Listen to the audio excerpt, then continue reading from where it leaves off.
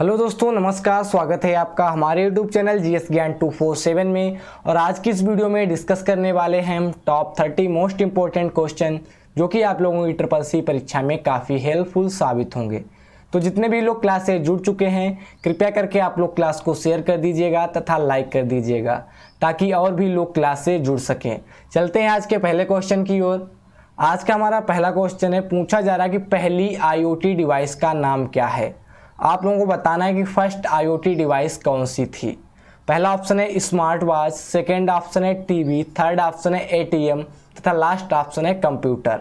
आप लोगों को फर्स्ट IoT डिवाइस का नाम बताना है। यहाँ पर जिसका राइट आंसर हो जाएगा ऑप्शन नंबर सी हो जाएगा ATM। जो आपकी first internet of things device थी वो ATM थी। ATM की अगर फुल फॉर्म पूछी जाए तो होती है ऑटोमेटेड टेलर मशीन। ठीक है, ऑटोमेटेड टेलर मशीन। चलते हैं अगले क्वेश्चन की ओर। पूछा जा रहा है कि इज इक्वल टू प्रोडक्ट 2 कामा सम का 5 कामा 7 का मान क्या होगा। आप लोगों को बताना है कि प्रोडक्ट 2 कामा सम 5 कामा 7 का मान क्या होगा। यहाँ पर अगर बात की जाए सम 5 कामा 7 की, ठीक है, इज इक्वल टू सम 5 कामा 7, 5 और 7 जोड़ने पे मिलेगा 12, 12 की मल्टीप्लाई हो जाएगी 2 से, तो 12 दूनी 24। तो यहाँ पर इसका जो राइट आंसर हो जाएगा 24 हो जाएगा। प्रोडक्ट 2 कामा सम 5 कामा 7 का मान जो आएगा आपका 24 हो जाएगा। चलते हैं अगले क्वेश्चन की ओर। ब्लॉग शब्द किन 2 शब्दों का संयोजन है। आपको बताना है कि जो ब्लॉग शब्द है वो किन 2 शब्दों का संयोजन है, किन 2 शब्दों से मिलकर बना है। पहला ऑप्शन है वीडियो लॉग, सेकेंड ऑप्शन है वेब लॉग, थर्ड ऑप्शन है बी लॉग तथा लास्ट ऑप्शन है वाइड लॉग। आपको इसका राइट आंसर देना है। तो यहाँ पर जो आपका ब्लॉग शब्द है वो वेब लॉग से बना है। ठीक है, आप लोगों को ध्यान रखना है, वेब लॉग इसका राइट आंसर हो जाएगा। चलते हैं अगले क्वेश्चन की ओर। कैल्क में is equal to sum 2 comma 6 multiply 5 का मान क्या होगा। इसका आप लोगों को राइट आंसर देना है। चलते हैं कैल्क सीट में। यहाँ पर हमें फार्मूला लगाना है इज इक्वल टू सम, ठीक है, bracket 2 comma 6 bracket close into 5। यहाँ पर जब हम इंटर करेंगे तो यहाँ पर इसका जो राइट आंसर आ जाएगा वो आ जाएगा 40, यानी कि is equal to sum 2 comma 6 multiply 5 का जो मान आएगा वो 40 आ जाएगा। ठीक है, तो यहाँ पर इसका राइट आंसर क्या हो जाएगा 40। चलते हैं अगले क्वेश्चन की ओर। PNR का पूर्ण रूप क्या है। आप लोगों को बताना है कि जो PNR है उसका पूर्ण रूप क्या है। आप लोगों को बता दें जो PNR होता है वो आपकी टिकट पे मेंशन होता है। तो आप लोगों को बताना है कि PNR का फुल फॉर्म क्या होता है। पहला ऑप्शन है passenger name record, second option है passenger number record, third option है पैसेंजर नंबर रिपोर्ट तथा लास्ट ऑप्शन है पैसेंजर नेम रिपोर्ट। इसका लास्ट आंसर जो हो जाएगा आपका ऑप्शन नंबर ए हो जाएगा, पैसेंजर नेम रिकॉर्ड होता है इसका राइट आंसर। ठीक है, चलते हैं अगले क्वेश्चन की ओर। लिनक्स में मैन कमांड किस उद्देश्य के लिए प्रयोग की जाती है। आपका लिनक्स है या फिर यूनिक्स है, ये आपके CUI single user tasking operating system है। ठीक है, तो आप लोगों को बताना है कि लिनक्स में मैन कमांड किस लिए प्रयोग की जाती है, किस पर्पज से। पहला ऑप्शन है सर्च ऑल फाइल्स के लिए, मैनुअल पेज के लिए, लिस्ट ऑल फाइल्स के लिए या फिर डिलीट ऑल फाइल्स के लिए। आप लोगों को बताना है। तो यहाँ पर जिसका राइट आंसर हो जाएगा ऑप्शन नंबर बी हो जाएगा, मैनुअल पेज के लिए इसका प्रयोग किया जाता है। मैनुअल पेज वो होते हैं जो हम खुद क्रिएट करते हैं, ठीक है, वो मैनुअल पेज कहलाते हैं। इसी के लिए प्रयोग की जाती है मैन कमांड। चलते हैं अगले क्वेश्चन की ओर। सर्कल मोशन एक प्री डिफाइंड है। आप लोगों को बताना है कि जो सर्कल मोशन है वो क्या है। पहला ऑप्शन है एनिमेशन स्कीम, सेकेंड ऑप्शन है कलर स्कीम, थर्ड ऑप्शन है डिजाइन टेम्पलेट, लास्ट ऑप्शन है इंसर्ट स्कीम। आप लोगों को बताना है सर्कल मोशन प्री डिफाइंड क्या है।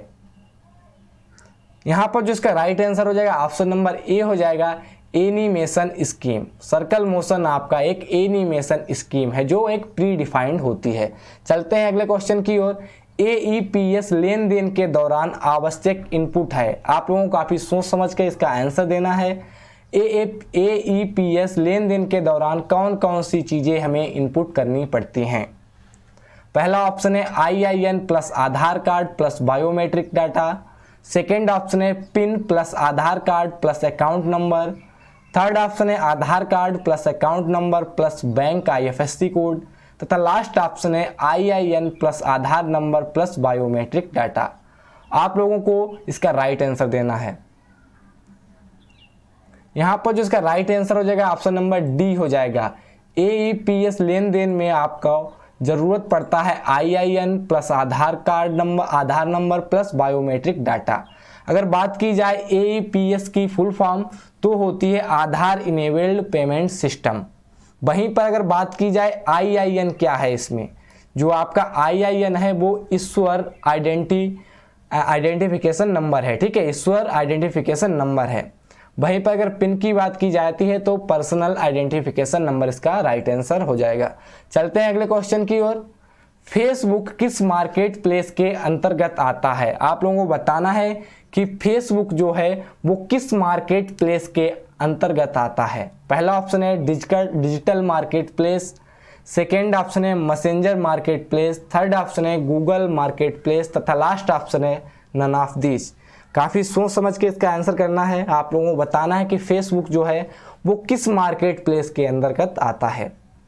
तो यहाँ पर जो इसका राइट आंसर हो जाएगा ऑप्शन नंबर ए हो जाएगा, डिजिटल मार्केट प्लेस के अंदर आता है। मैसेंजर मार्केट प्लेस इसलिए नहीं होगा क्योंकि फेसबुक केवल आपका टेक्स्ट के लिए या फिर कम्युनिकेशन के लिए नहीं होता है। वहाँ पर आप वीडियो अपलोड कर सकते हैं, पिक्चर अपलोड कर सकते हैं, ठीक है, तथा वहाँ पर आप टेक्स्ट भी कर सकते हैं। इसीलिए जो है ये डिजिटल मार्केट प्लेस के अंतर्गत आता है।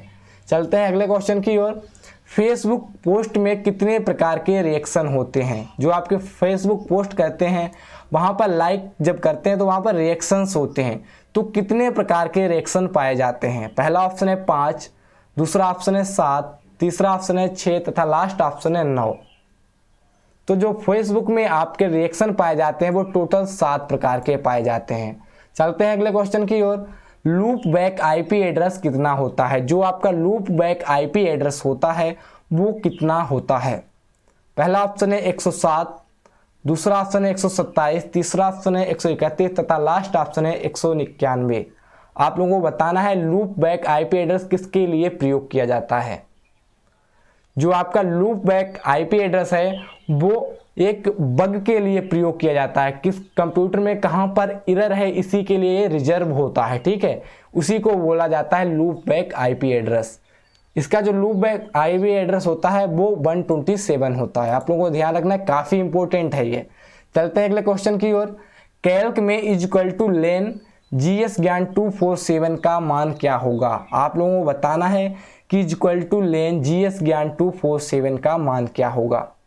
तो चलते हैं कैल्क सीट में, यहाँ पर डालते हैं इक्वल टू लेन, ठीक है, ब्रैकेट GS ज्ञान 247 ब्रैकेट 1। अब यहाँ पर इंटर करेंगे तो 9 आ जाएगा। ये किस प्रकार से आता है चलिए देखते हैं।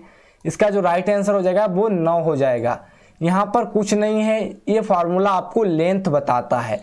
जितने इसके अंदर कैरेक्टर होंगे, चाहे डिजिट हो चाहे अल्फ़ाबेट हो, उसकी संख्या बता देता है। तो कितने हैं? 1 2 3 4 5 6 7 8 9। यहाँ पर 9 अल्फ़ाबेट हैं, कैरेक्टर हैं, तो इसका राइट आंसर 9 हो जाएगा। अगर आप यहाँ पर स्पेस देते हैं तो स्पेस को भी ये काउंट कर लेगा, ठीक है। आप लोगों को ध्यान रखना है लेंथ फार्मूला जो है आपका स्पेस को भी काउंट करता है। चलते हैं अगले क्वेश्चन की ओर। MS Excel में डिफ़ॉल्ट फॉन्ट साइज कितना होता है? आप लोगों को बताना है कि MS Excel में डिफ़ॉल्ट फॉन्ट साइज क्या होता है।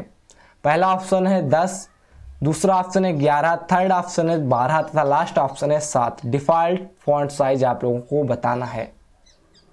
यहाँ पर जो बाय डिफ़ॉल्ट इसका ऑप्शन होता है वो 11 होता है, ठीक है। यहाँ पर बात की जाए कितने ऑप्शन होते हैं तो 8 से 72 तक आप लोग डिफ़ॉल्ट साइज का कर सकते हैं फ़ॉन्ट का, 8 से 72 तक। चलते हैं अगले क्वेश्चन की ओर। CAAS का पूर्ण रूप क्या है? आप लोगों को बताना है कि CAAS का फुल फॉर्म क्या है। पहला ऑप्शन है क्लाइंट एज ए सर्विस, ठीक है, पहला ऑप्शन आपका हो जाएगा client as a service. Second option है common platform as a service. Third option है कम्युनिकेशन एज ए सर्विस तथा लास्ट ऑप्शन है कंप्यूटर एज ए सर्विस। इसका आप लोगों को राइट आंसर करना है। तो आपका CAAS का फुल फॉर्म हो जाएगा कम्युनिकेशन एज अ सर्विस। आप लोगों को ध्यान रखना है, communication as a service full form होती है CAAS की। चलते हैं अगले क्वेश्चन की ओर। कंप्यूटर शब्द किस भाषा से लिया गया है? आप लोगों को बताना है कि जो कंप्यूटर शब्द है वो किस भाषा से लिया गया है। पहला ऑप्शन है लैटिन, दूसरा ऑप्शन है जर्मन, थर्ड ऑप्शन है फ्रेंच तथा लास्ट ऑप्शन है अरबी।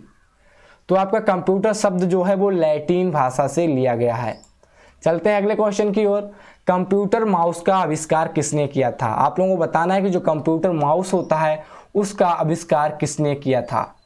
एडा लवलेस ने, जॉन मचौली ने, चार्ल्स बेबेज ने या फिर डगलस एंजलवर्थ ने।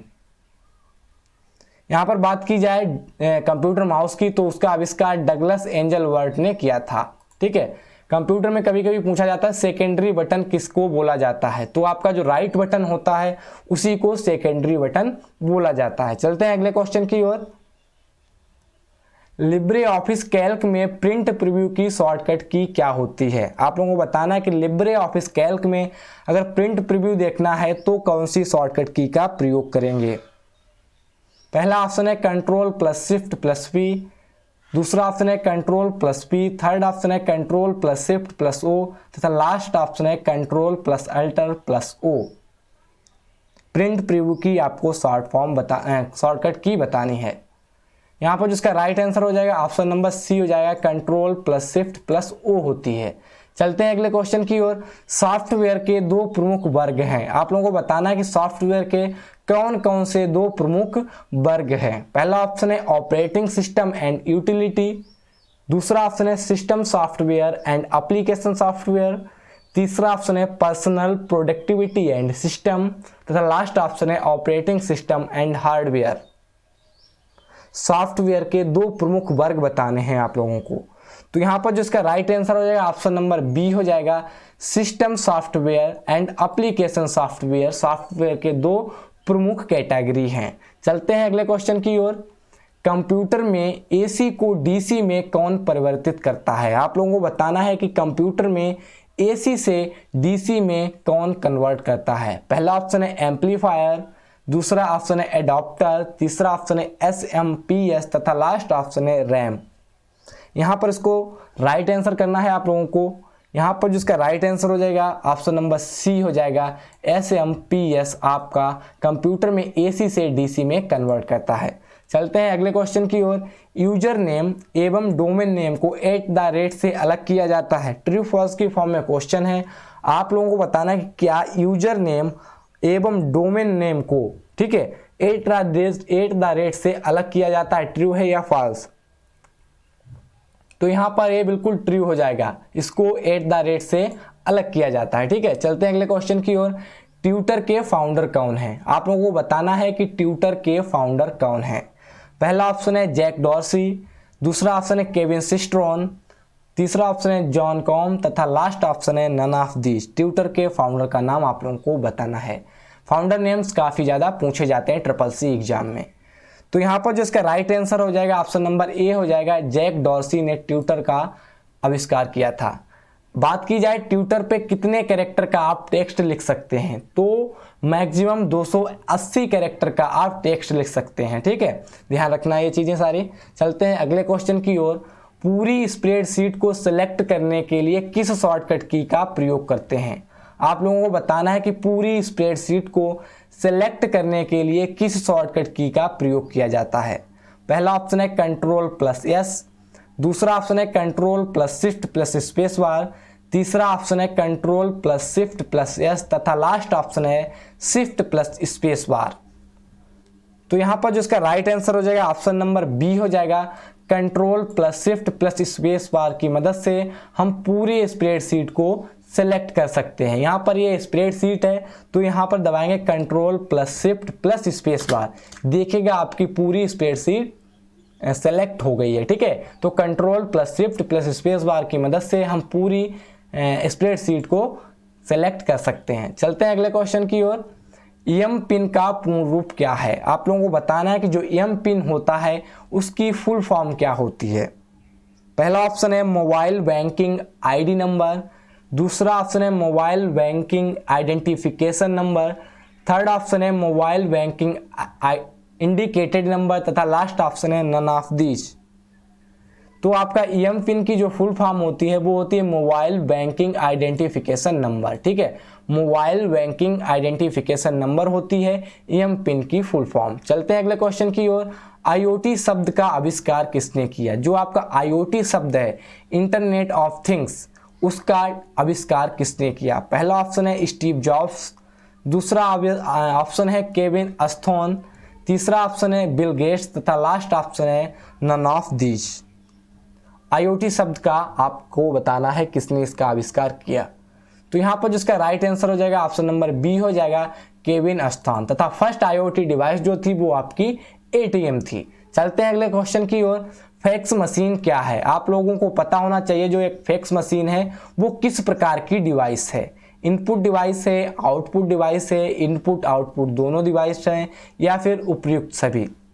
जो भी लोग क्लास से जुड़ चुके हैं आप लोग क्लास को शेयर करते रहिए, लाइक करते रहिए। ठीक है, लाइक आप लोग ज़्यादा से ज़्यादा करें। ठीक है, तो यहाँ पर जो इसका राइट आंसर हो जाएगा ऑप्शन नंबर सी हो जाएगा, इनपुट आउटपुट डिवाइस। जो आपका फैक्स मशीन होती है वो एक इनपुट आउटपुट डिवाइस होती है। चलते हैं अगले क्वेश्चन की ओर। डॉट ओडीपी किसका एक्सटेंशन नेम है? आप लोगों को बताना है कि जो डॉट ओडीपी है वो किसका फाइल एक्सटेंशन नेम है। कैल्क का है, राइटर का है, इम्प्रेस का है, या फिर नन ऑफ दिस। जो आपका डॉट ओडीपी है वो आपका इम्प्रेस का एक एक्सटेंशन नेम होता है। चलते हैं अगले क्वेश्चन की ओर।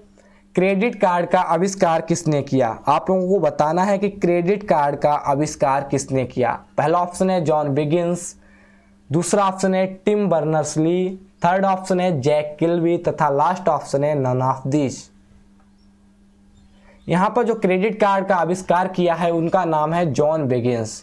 जॉन बिगिंस ने क्रेडिट कार्ड का आविष्कार किया था। चलते हैं अगले क्वेश्चन की ओर। एईपीएस में बीएफडी क्या है? आप लोगों को बताना है कि एईपीएस में जो बीएफडी होता है वो क्या होता है। बात की जाए एईपीएस की फुल फॉर्म तो होती है आधार इनेबल्ड पेमेंट सिस्टम। तो यहाँ पर जो इसका राइट आंसर हो जाएगा आपका ऑप्शन नंबर बी हो जाएगा, वेस्ट फिंगर डिटेक्शन। ठीक है, वेस्ट फिंगर डिटेक्शन हो जाएगी आपकी बीएफटी। ठीक है, तो ये थे आज के हमारे 30 क्वेश्चन। आशा करते हैं आप लोगों को वीडियो पसंद आई होगी। अगर वीडियो पसंद आई है तो लाइक करें, शेयर करें तथा हमारे यूट्यूब चैनल जीएस ज्ञान 247 को आज ही सब्सक्राइब कर लें। Thank you for watching. Thank you, धन्यवाद, बाय बाय, टेक केयर।